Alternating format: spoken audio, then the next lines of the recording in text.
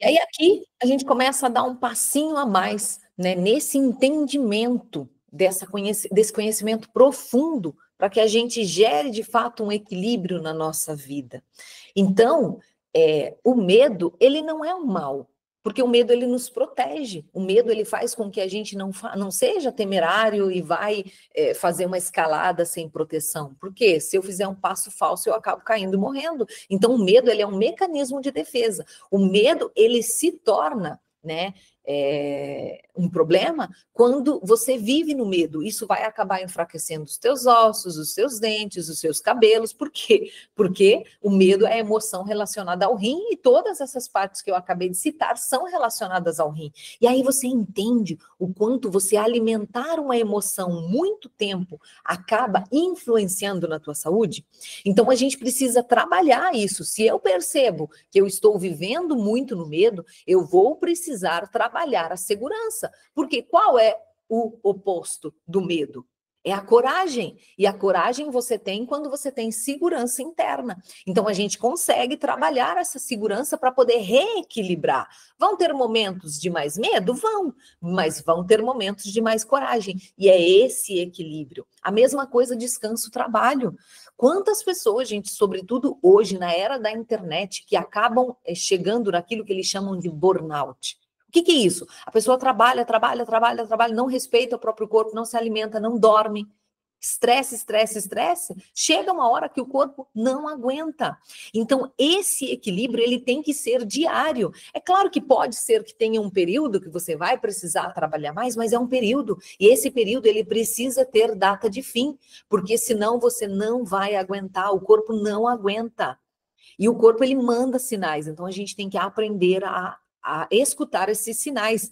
Descanso, então, esse equilíbrio é medo, segurança, descanso, trabalho, tristeza, alegria. A tristeza é ruim? Claro que não.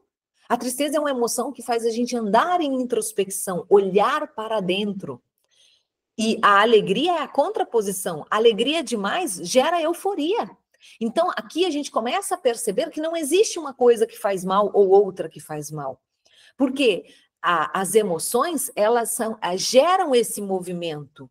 Tem um momento, porque é normal, por exemplo, se eu perder um ente querido, é normal que eu entre em tristeza, ou seja, em introspecção. Eu não vou fazer festa, oh, morreu alguém. Não, não é natural isso. Mas eu vou viver esse processo, elaborar isso e, como tudo na vida é cíclico, sim, é muito doloroso perder alguém. Claro que é. Mas eu vou seguir a minha vida. Se eu não consigo elaborar essa perda e eu continuo trazendo isso para mim, eu vou acabar desenvolvendo dores e doenças relacionadas a essa emoção. E geralmente, aqui eu vou dar um spoiler para você, dores e doenças relacionadas à emoção da tristeza são ligadas a problemas de pele, problemas de pulmão, intestino grosso, né? Quem sofre de prisão de ventre é porque fica apegada, não consegue deixar ir. Eu não estou dizendo que é fácil, ok? Mas é necessário que o ciclo continue, ok? Preocupação, reflexão. A preocupação, ela consuma uma quantidade de energia incrível. Quanta gente acaba tendo problemas de estômago porque fica muito tempo ruminando e a preocupação ela é uma emoção relacionada ao elemento terra, então baço e estômago. A contraposição é a reflexão. Tem diferença de eu refletir sobre algo e buscar a solução ou eu ficar ruminando aquilo. E a medicina chinesa nos ajuda a sair desse processo de ruminação, até mesmo através dos alimentos, ok? Depois, introspecção e expansão. Ficar muito tempo na introspecção pode gerar desarmonias e doenças, como ficar muito tempo na expansão. A vida é esse ciclo de contração e expansão, fazer descansar. É esse movimento. Eu não posso ficar muito de um lado e pouco do outro e vice-versa. Porque não existe uma coisa que faça mal ou outra. Lembra da frase? Entre o remédio e o veneno, o que muda é a dosagem. A gente vai ver, vai ter aula lá sobre o sol.